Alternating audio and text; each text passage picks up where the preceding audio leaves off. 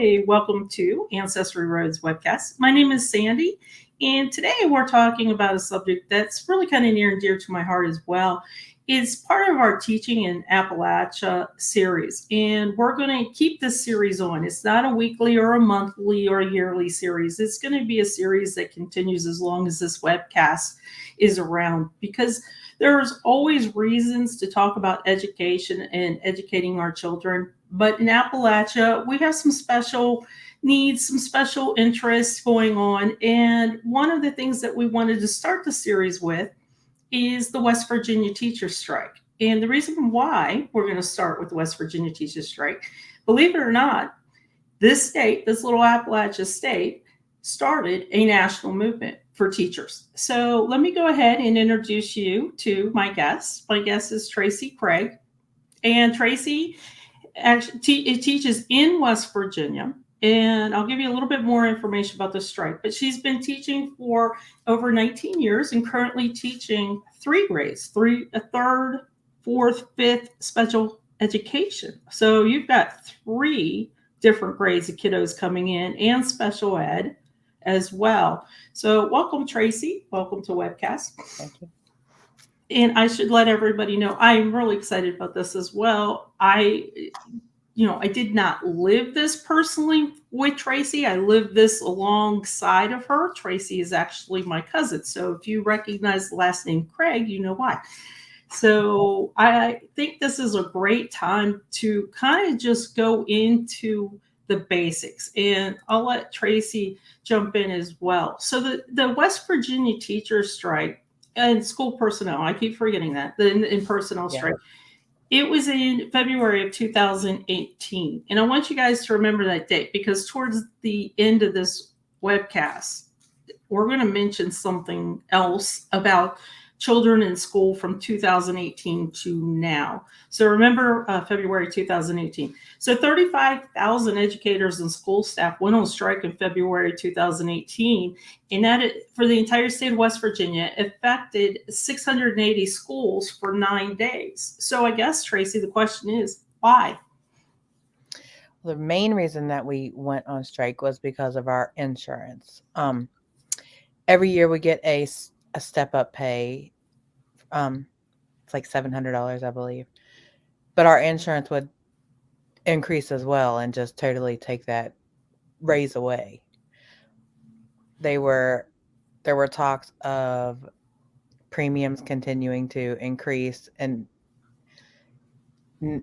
a raise has not happened. Like, we get the step-up pay, $700, which is considered our raise, but a real raise had not happened since the 1980s, I believe, when teachers went on strike when I was in school. Wait. Let's pause. Did you say 1980s? Yes, because I think I was in 7th grade, and Mom took us down, and we stood there with our teachers. Oh my gosh. That was the last pay raise that teachers had in West Virginia. In the state of West Virginia. And you're now strike. I'm just stunned. Yeah. You stunned me on this. So this is not something I knew. So you're talking now 2018. So your step up pay was being sucked away by the insurance premiums. Mm-hmm. So there was really, in effect, a net zero. Yes. And in the 1980s, I think that they fixed the insurance for them, so they didn't get a big pay raise, but that helped them a lot. And they just really, nothing had happened for teachers since then. I mean, that's just kind of amazing to think about the time difference. So the teachers continue to, and I have to tell you that I believe, and I know people might say you're biased, and you should be, but I believe teaching is a profession that it's a calling. Teachers everywhere are not paid very well. I think most people assume that if you're a teacher, you're a second income, you're the disposable income in a family, because the other person in the family is making the big bucks, because we know the teachers are not making the big bucks. Right. But for you, in February 2018, this is your salary. there is no disposable income salary. There is no other big salary that you're relying on. This was Right. your salary that you had. Um, I think that it's interesting to see some of these pictures. This is actually Tracy shared with us pictures of her and fellow teachers on strike. And I think you were on strike for about 9 days. Yes. 9 days. I think it ended March 7th. Now, when it came time for you to actually strike, was it a tough decision for you? It wasn't for me only because of mom and dad. Like dad was like, if they strike, you're going out there. Like you're not staying back. You don't do that.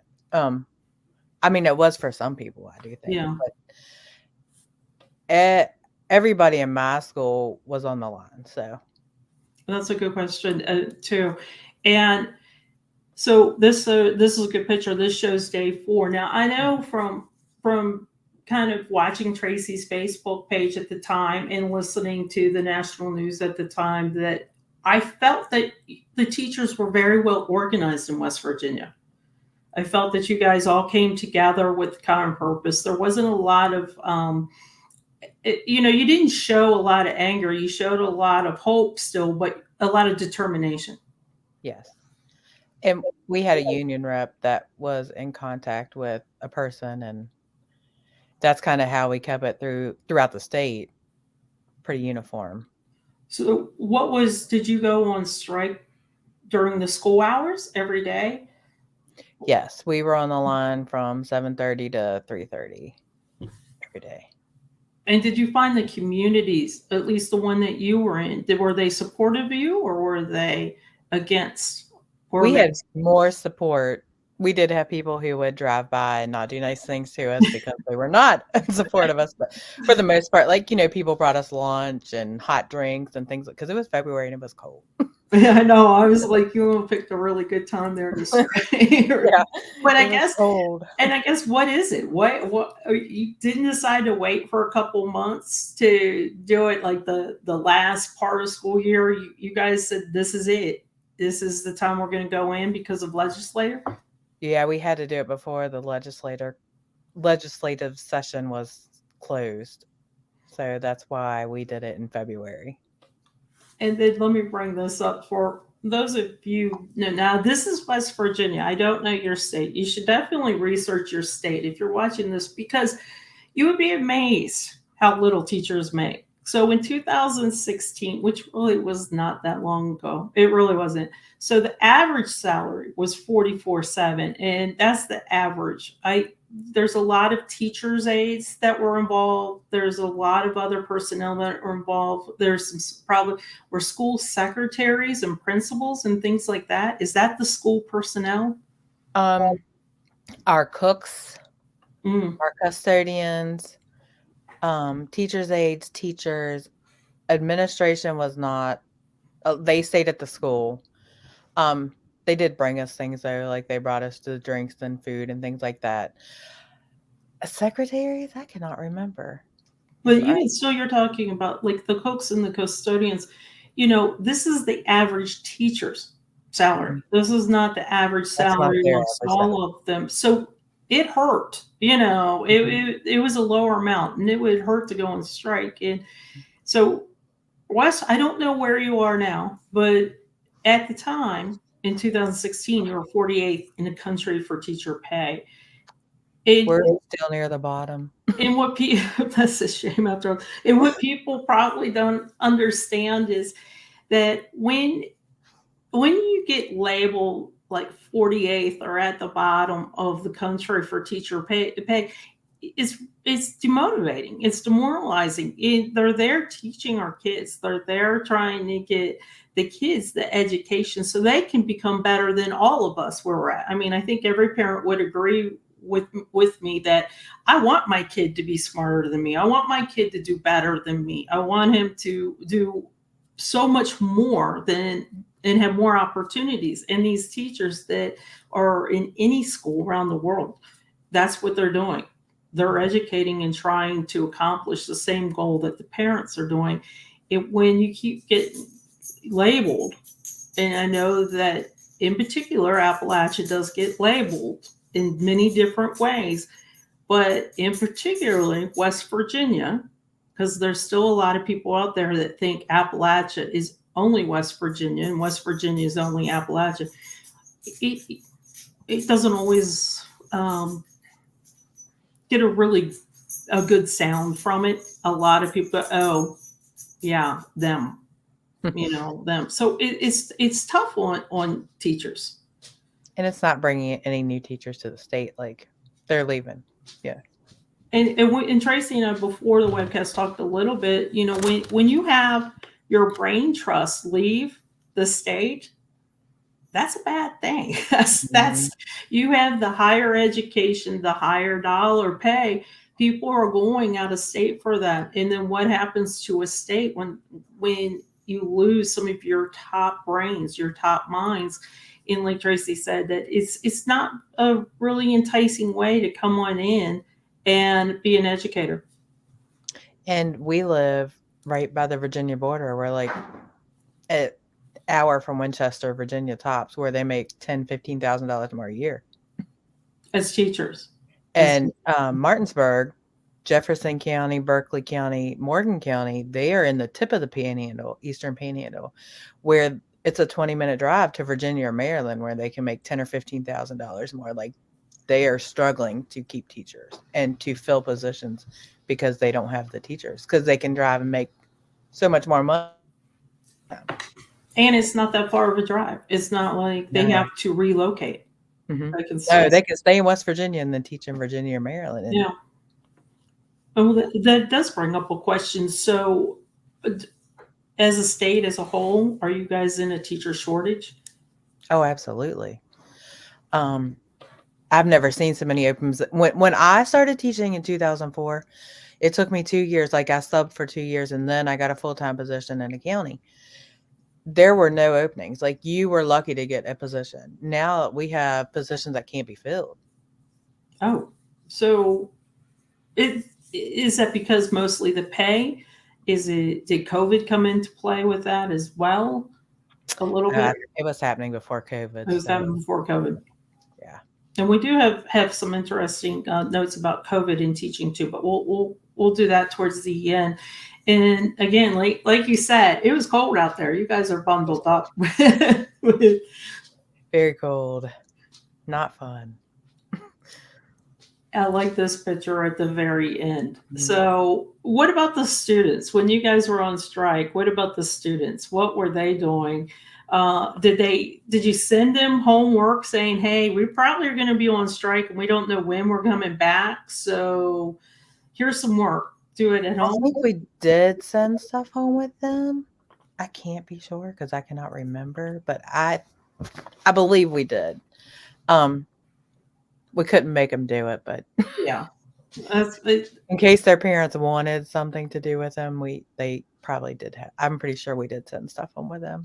And did you feel like you truly were at a stalemate? There were no other options. The state would not listen. And was there negotiations going on with your union rep in the state for a very long time beforehand? Yes, for years. I mean, it's been every year the union reps would go, and nothing good came out of it. We just had to do this, or we'd still be starting, average salary $44,000. Our state legislature, not all of them, but many of them seem to be not for public education. I know that sounds weird to say, but and they pushed charter schools. That was another reason we didn't want charter schools. It takes away from public funding. They just did not make laws that were pro-public education. For an example, now there is a bill in legislature. I've not looked at it in a couple of days, so I'm not sure where it's at, to start teachers from the first year through the 8th year to up their pay $45,000. Well, that's good for them, but what about the rest of us that have been here? Like, you're going to give them a raise and no one else is going to get anything? So Like, we're just talking about and I will tell you, I will see this a lot with businesses that some will lay off and I'm not saying this is happening with the teachers, so I'm just saying business in general, they will lay off the higher salary individuals so then they right, can bring in the lower salary, but then give them a better start than you guys ever had. right. You guys struggled for, 15, 19 years to get to where you are now. I think I started out at 20-some thousand a year out of college with $400 student loan payments a I month. was gonna say, your student loan payment, and then keep in mind too, so you're a single person, you wanna be a teacher, you've got a $400 student loan. Mhm. Teaching, there weren't at the time, you had to sub to get in to Yeah, the system, but then once you got into the system, you're still got the student loan, you're still trying to pay rent, and we all know what rent is everywhere, and or mortgages and things like that, it all goes up. So it's interesting when you look at that and you start calculating that check every month, how much is the right. income versus the expenses, and you start calculating it down, and you're like, I'm gonna have to ask for milk and bread for my parents this month. And let's keep this in perspective. I am teaching the future.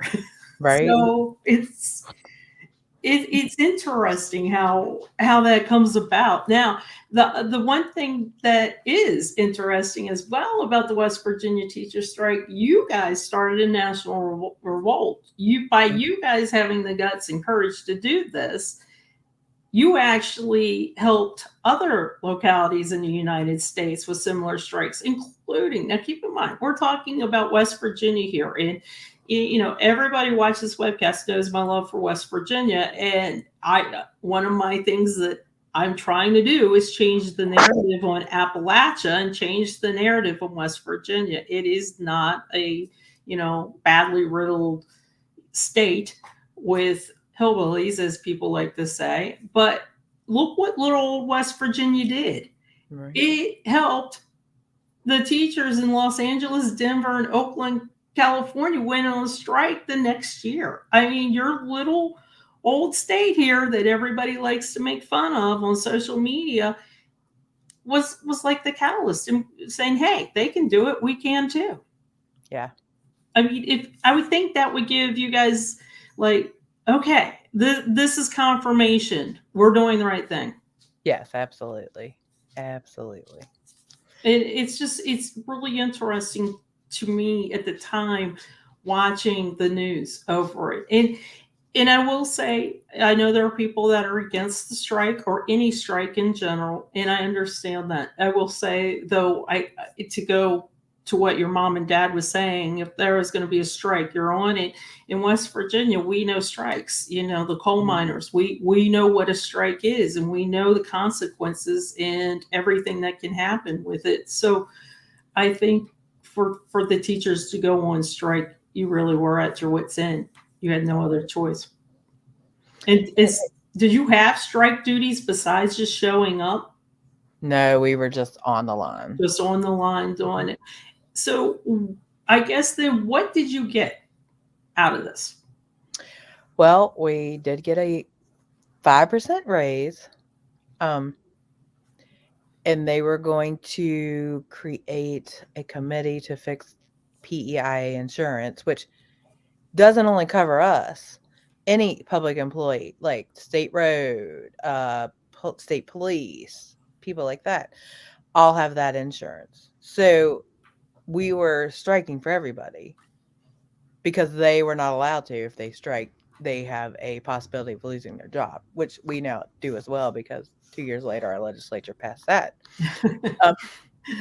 But so, I mean, everybody did get a raise. Public employees did get a raise, 5%, but it wasn't 5% of like my pay. It was 5% of the first year teacher pay. Oh, People who were there for 30 years, they did not get 5%.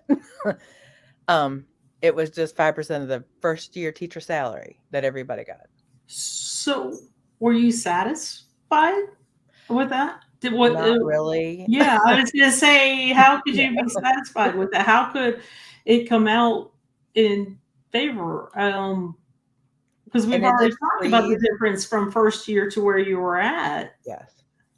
It did freeze the PEIA premiums from going up for 2 years, but I hear that we're probably going to get hit pretty badly this year.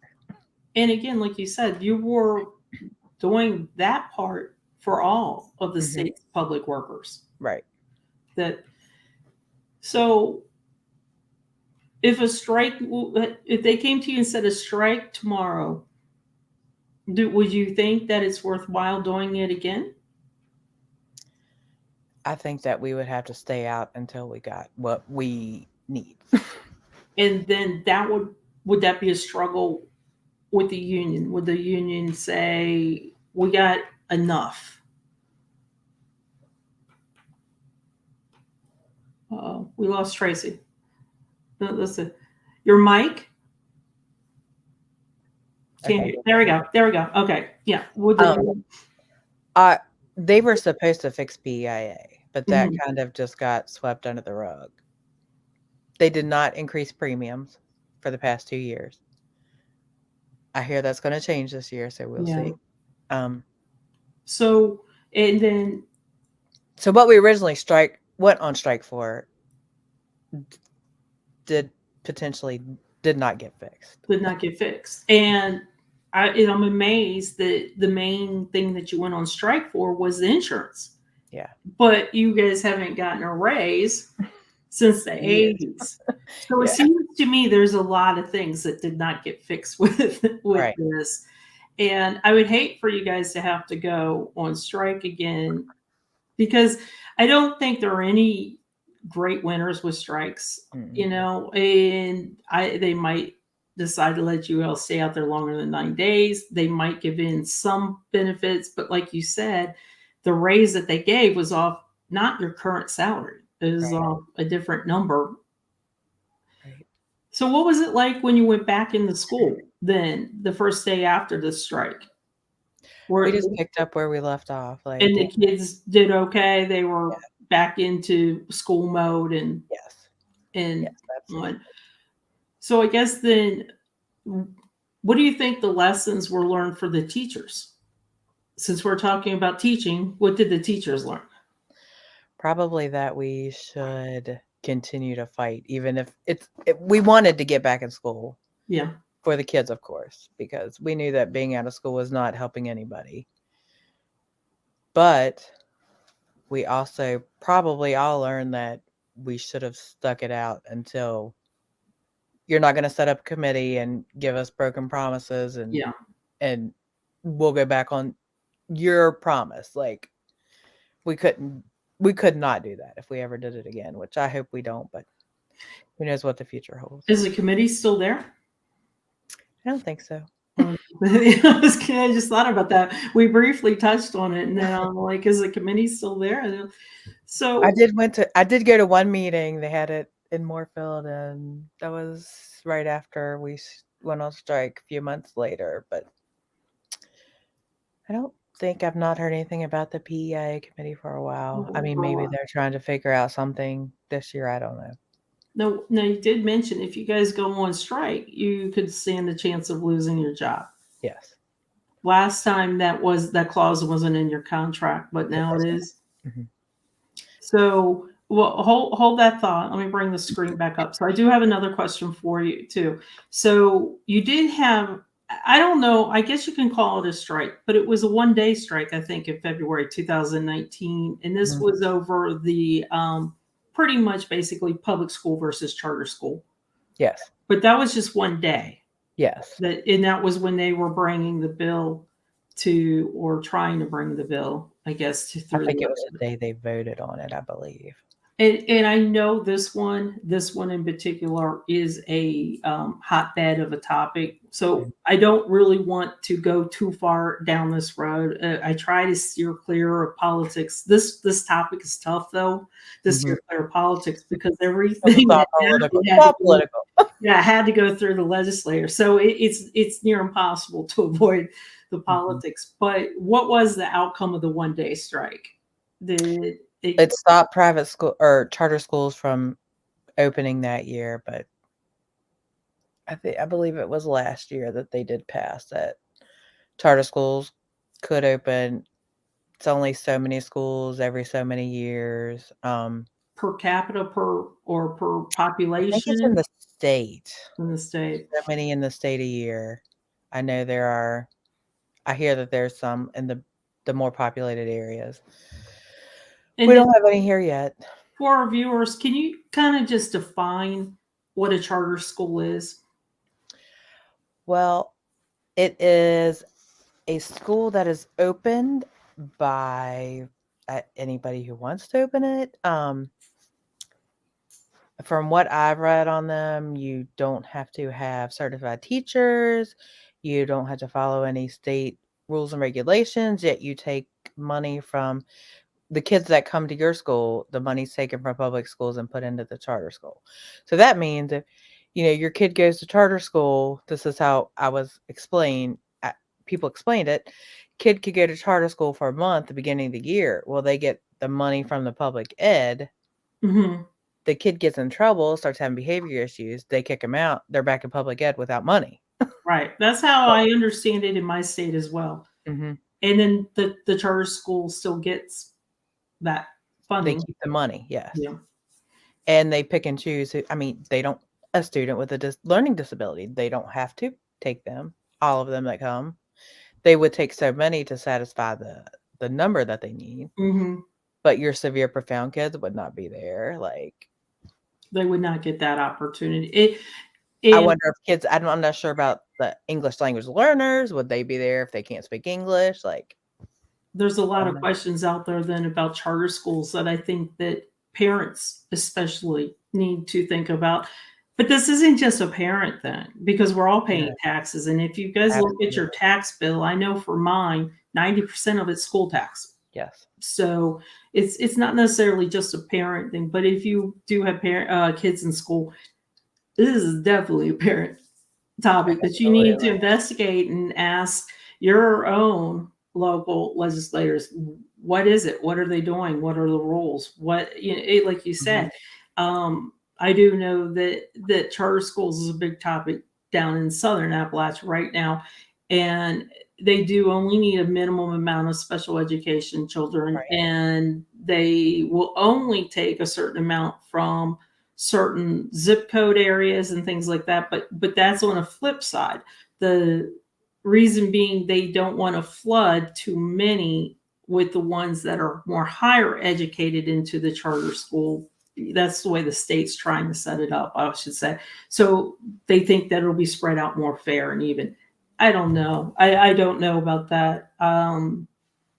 So again, that goes down to a political route that is really, really tough to go into. But just know that if you're watching this and if you're a parent, you hear charter school and you think that it's really great and fabulous. And it might be the best choice for your child. Neither of us are saying one way or the other, but just know that those funds from your taxes from public school are being removed from that public school and going to the charter. That's why parents do like it, because they're thinking, okay, so I'm not paying for private education. I'm going to get a school that I want and the state's going to pay for it. But just keep in mind what is being left behind. The public schools are going to be left behind. And in Appalachia, this is a tough topic. This is so tough because we have some poor pockets here.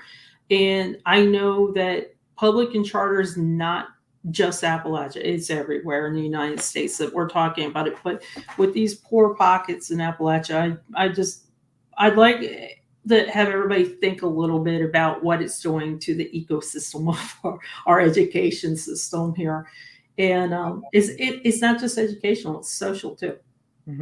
So, and behavioral. So you've got a lot of different mixes in there. Let's switch topics now that we've talked about why they went on strike and the outcome of it, and then the second strike, which was the one-day strike for the public schools versus charter. Since I've got you here, it will stay after school a little bit longer. So talk to us about COVID and COVID learning. How have you been handling COVID learning? How long was your school shut down? We shut down I think it was March. I don't remember the exact date. March of 2020. And did not come back the rest of that year. Then we were meeting with children weekly at home because we were not allowed to get back to the school building. So you teachers would go to their homes. No, we would meet with them online through the home. If we could get the kids. Oh, okay. Okay. If we couldn't get them on, we called, talked to their parent at least every week to make sure, let them know when the food pickup was going to be, because we were feeding them, giving them bags of food, things like that. And just make contact with them to make sure that everything was okay. 2021, we started, I don't think we went back for a semester or 9 weeks in 2021. October, maybe November, we closed again. Then we were in schools. Teachers could get back to the schools. Kids were not there. We were teaching by the internet. The Board of Education were giving parents that didn't have internet hotspots so that their kids That was could going to be my next get on the question, internet. because what happens if, again, there are some pockets in Appalachia that this money for internet and fancy computers and laptops thing, that's just not possible. So that's what I was going to ask you. High-speed internet, I know, is still a problem in West Virginia. Yeah. They had hotspots. Some of them got a box to take home, an internet box. Then they had hotspots set up at the schools in different parts of the county so that you could go and submit assignments or submit your assignments. You could do the assignments on your iPad because everybody had an iPad at this time, and just save them on the iPad and then submit them when you got to a hotspot if you did not have internet. So parents could drive to the hotspot and bing, go through. Yes. So the state was funding iPads to students. I don't know if it was a state or if it was a county. Yeah, I'm not sure. But I think most of the kids do have some type of device. We have iPads. Our kids have iPads at our age. Middle school and high school have MacBooks, I believe. I was going to say, I know when my child was in school, they had Chromebooks. Yes. That they had. So it's kind of same, only different. So for COVID, then when did you go back full time? When did the kids, and they stayed? They didn't leave again for COVID. Okay, I think that the year of 2021, when we were out the first 9 weeks, teachers came back. We taught by internet. Then I think it was February, we started an A/B school day schedule where half the kids would come on days A, 2 days a week. The other kids would come B days. And students with special needs, if their parents wanted to bring them in, they could bring them in and we would teach them or help them with their homework, whatever it was that we had. We didn't have too many. We had a couple kids come, but not many. We did that, I think, for 9 weeks. And then I think we came back before the end of the year. Everybody was back. And we've been in ever since then. Yeah. So then Tracy and I were talking about this beforehand, and it was interesting. So we're at the beginning of 2023. The kids come back right before the holiday season, end of the year of 21. Mm-hmm. And so the strike was in 2018. That was 9 days, though. It wasn't a COVID thing. It wasn't. Then you had COVID come and go. The kids come and go a little bit through pockets, but you still had the distance learning and going on. So today, if you saw the same child, because you teach 3rd, 4th, and 5th. So let's say in 5th grade today, is the child that you generally see in 5th grade today on pace? Or did COVID really not? COVID hurt academically. Absolutely. And socially. Yeah. Our 5th graders are socially, they're very good. They're getting into that social age, they're fine. But academically, those kids not so much our fifth graders, because they were through first and second grade, where you get the basis of your learning, how you learn to read, how you learn to write, how you learn to do math, all that. But we can see it with the lower kids that are coming, like academically as a grade level, they are behind because of it. And that's going to take you a little bit more time away from what you should be teaching at that level to go try to catch back. up. Yes. And then you just remind me, I mean, there's probably a million sayings, but everybody says, what you need to know about, getting along with others, you learn in kindergarten. And if you didn't have that and you're at home, I know if it was my home, my two brothers would be beating me up with Matchbox cars. So. No way. Those two. That's what I would have learned. And it's funny because Aaron brings up that virtual learning was so difficult. And thank you for serving them during a crazy time. And I know that it was, and I know Aaron has littles at home too, at elementary school. So I can't imagine trying to keep pace with what you should be teaching. Mm-hmm. Well, let's put it this way. In third grade, when I was in third grade, that's when I learned my multiplication tables. Mm-hmm. And I think, I don't know if they still do this. We had to randomly call your name. You stand up in front of the class and, okay, you recite your fours, Sandy. And, you'd have to go through. But if I wasn't doing my work at home or, I was thinking this is like, wow, all I got to do is show up on the computer and do a little bit of work. And then I'm out the door playing or watching TV. That's hard. Yes. Because you have baselines for each grade. Mm-hmm. And what is the West Virginia testing like? I know in Georgia we have something called MAPS where they test the reading comprehension and the math and the English. We have the West Virginia General Summative Assessment now. It is an English language arts part. There is a math part, and for fifth grade we have a science test. It's a very difficult test. It's very higher level thinking, and we have interim assessments that we can take, benchmark assessments to show beginning of the year, middle of the year, end of the year. End of the year is our big test. The beginning and middle of the year, we take what is called the CIA, and it kind of shows us how kids will do at the end of the year. It has questions based like the end of the year test, and it's very difficult. And they're not only being tested on the standards, but they are also being tested on how well they can manipulate a computer. Oh, yeah. I mean, our third grade teachers were talking. Yeah. And like one question took like 7 different manipulation of things that the kids had to do in the problem. That's on the computer. You and I didn't have. We had no clue. We actually, I don't paper pencil. We had, what was it? The Iowa test, I think, or something like that. When we were, I don't know. Filling in the bubbles. That's yeah. Exactly. So I mean, and some kids really do take their time and they try, and it's hard. Like manipulating the computer for those little third graders, they're 9 and 10 years old. Like you shouldn't be testing them on that, whether they can do things on the computer. What do you think this will happen though then when they get to middle school? Is middle school struggle? Maybe that's where the struggle truly is right now, is middle school. As they get there, they could be behind.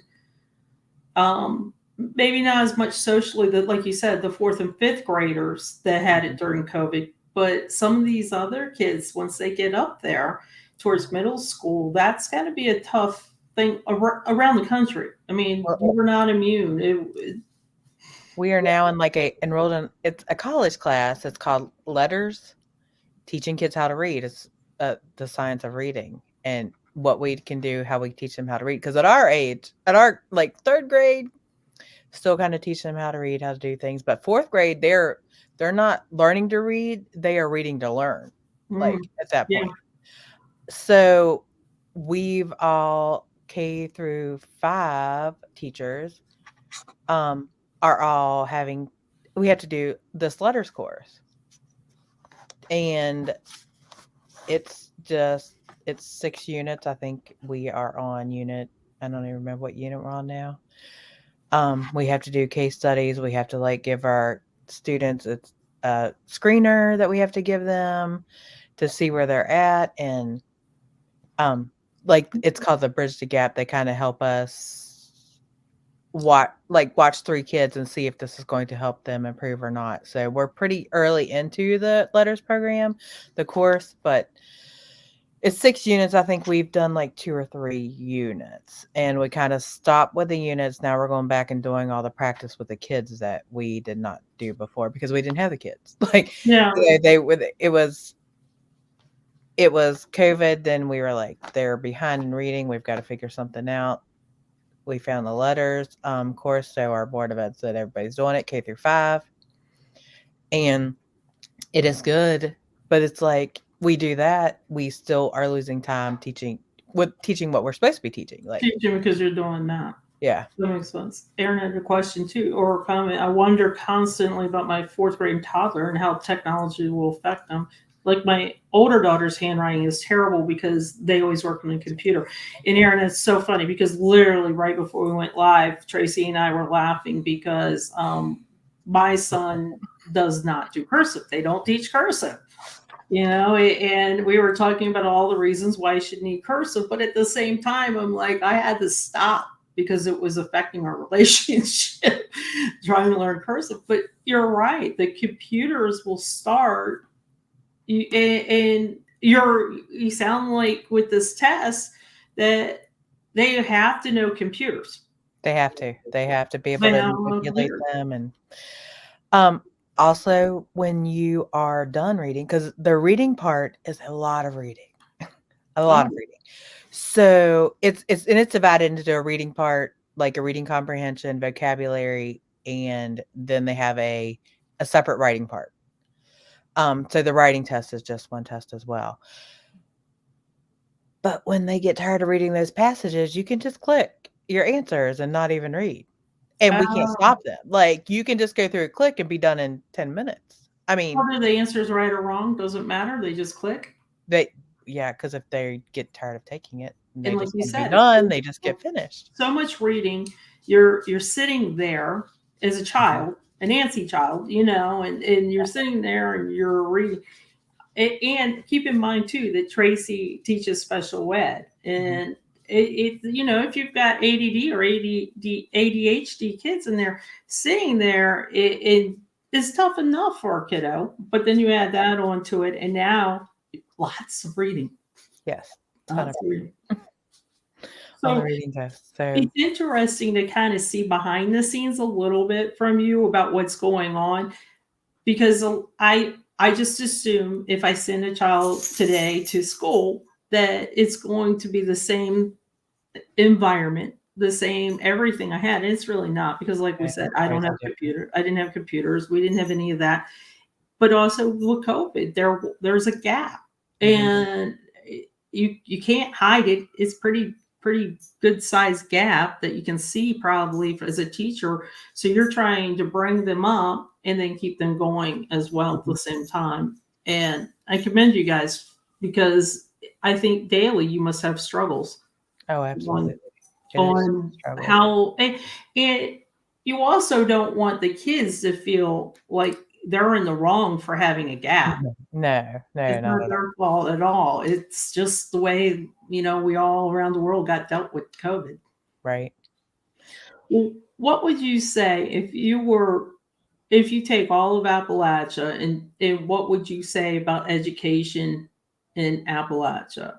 Is it different? Is it so different than everywhere else? Is it the same? And we're all having the same struggles? From talking like people that I went to college with, and I think that it's a struggle everywhere.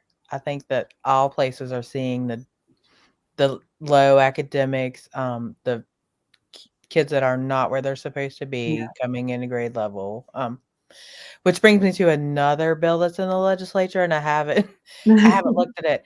Like, research shows that if you fail a kid, it does not help them. Like, overall it will hurt them. They're more likely to drop out, things like that. Yeah. But our legislature, there is a bill saying that kids that are in 3rd grade that are not proficient in reading and math are not going to 4th grade. So a 3rd grader could fail out. So I'm And not sure exactly what that's going to look like. yeah, and we're also dealing with the gaps of COVID Yes. from that. That's tough. I can see both sides. I can see kind of the mentality like, why should we just continue past kids if they're not learning? You hear of those, but I like to think those are so odd, and they're not, those cases aren't around very often. Yeah. But at the same time, I feel like we're leaving if we just don't increase them to the next level. I feel like we're leaving them behind. Well, then I just think, like, what are the regulations going to be like? If a kid has a learning disability, they may not be on grade level for a few years. Yeah. Like, do you just continue to, like, you couldn't just continue to fail them because of that, because they have a disability, like a documented disability. Well, So I don't know what that's going to and look there's like. there are so many other things that go behind, why kid, like, I know when my son was going through school, they're like, well, girls seem to go fast, and then the boys, all of a sudden the boys catch up. But, at first the boys are on a different level here. They've got different things they're thinking about. The girls are thinking, you've got food poverty as well. That's around the country, not just Appalachia, but I do know it's in Appalachia. So you've got things like this, the high-speed internet, a kid that probably log in and read all the Wikipedia articles he can to get a report in is going to probably do better than a kid who can't type of thing. So there's just so many circumstances that they need to look at for that bill. Yeah. It's just incredibly. So then what can we do as parents? If we've got, let's do two. I'll give you both questions. First, if we've got a gap, I'm going to assume we'll know that from working with our teacher. And then what can we do if we're in a pocket where the teachers are not paid well? How can we support the teachers? So what can we do if we've got a gap with our child, and how can we support teachers that aren't paid well? The best thing that parents can do is read with their kids every night. Like, every night, 20 minutes a night. And we do not generally assign homework at our school. Oh. Because it's a fight to get it back with many kids, and it was just causing undue stress for everyone. So we said, here's your homework every night. Read for 20 minutes and practice math facts, whether it be addition, subtraction, multiplication, division, because we do start multiplication and division in 3rd grade. Mm-hmm. I'm not there are kids that faithfully read every day when they get home for 20 minutes, and kids that faithfully work on their facts every day. But there are also kids that don't do any of it every day. And they are generally the ones that are behind, that are struggling. Research shows 20 minutes of reading a day, talking to your kids about vocabulary, just words that I don't even know. So don't dummy down the sentence. So keep elevating the words to a child. Don't dummy down the sentence. Right.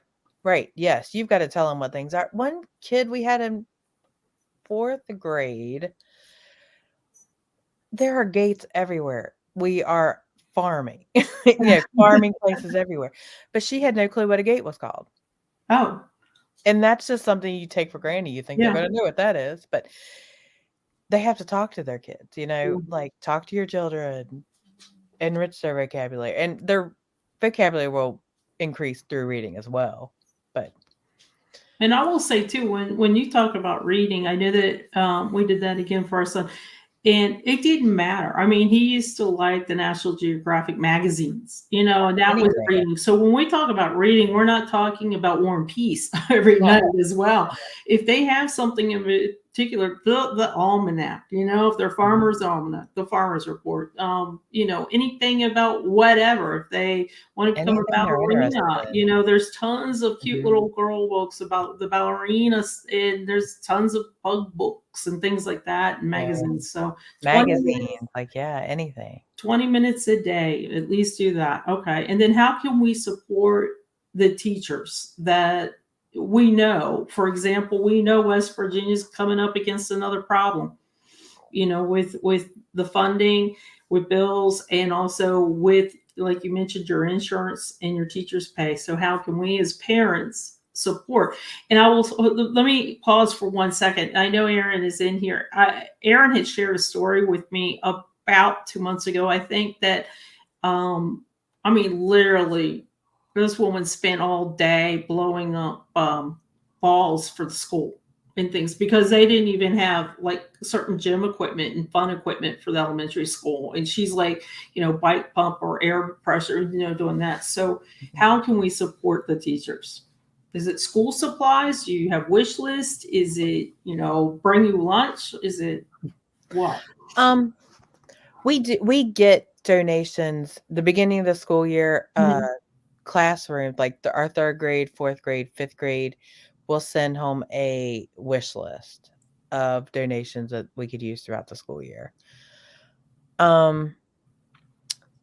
We get $350 a year from our State Department Faculty Senate to spend in our classrooms. Each teacher? Yes. Yes, I am. Yes. And they did just increase that. It used to be $200 up until 3 or 4 years ago. But we do get, and I'm just speaking for our area. Like, parents are very generous here. Like, they do supply, like, with tissues and dry erase markers, pencils, because they get eaten. I don't know what happens to pencils during the day, but they are gone. Our parents are pretty generous. Like, they do in this area support us pretty well. That's really good, because as everything costs, and that $300 some you get, it goes quick. Yeah, because you are talking about more than just a marker and the dry erase. You're talking about the wipes for disinfectant, probably, and things like that, and any other special needs that you have for projects, and other activities to keep the kids engaged. And does your school have a PTA? Yes. Yeah. Yes, they do. I think it's PTO now. It's not PTA. Parent Teacher Organization. As opposed to association? Was that it? Yeah. Okay. That's it. And because I know that Erin, that's what she was doing the balls for. She was blowing up all the balls. So she really does go out there and support. So that's pretty good. Well, so is there anything left that you would like us to know, or did we cover it all? I think we covered most. And us as parents, I should say, is that are have our children going through public school. Just talk to your kids, read with them, make them learn their math facts. That's the biggest. They don't know their math facts by 5th grade when we start fractions. It is so difficult. Oh, it's so difficult. It's near impossible. And I told my son, you can't get to subtraction until you know addition. And then he's got that figured out. And then I'm like, well, you really can't get to multiplication until you know the additions. And we kept going on and on, because he asked, why do I need to know this? But now he's in college learning some type of weird diversified math or something like that. I'm out. But I will say, it's such a simple thing. Talk to your kids. Don't dummy down the sentences. No. Read to them, and then let them start reading, and ask them, can they pronounce the word, as you show them in the book or the magazine, and the math facts. And these are all easy things that don't take too much time of your family time away from you, that we can do. They have games online now where you can practice math facts. I'm like, my parents made me sit down and write those things every evening. I know. I was like a line. Like, they had to be neat so they could read it. Yes. So I'm like, you guys have it good. You can play games and learn these things. I know. It's so much easier. Well, I'd like to thank everybody for joining us. And for those that will be watching this particular broadcast afterwards, don't forget that Teaching in Appalachia is going to be an ongoing series. This is not a weekly or a monthly or a yearly series. We will always bring it up. And I hope, Tracy, you come back as well when school starts up and give us some facts and some tips to get kids kind of cool and back to school and ready to go. And also, I hope you don't strike, but if you do, I hope you'll come back and give us an update on that as well. Okay. Hopefully not. Thanks, Tracy. Bye, everybody. Thank you.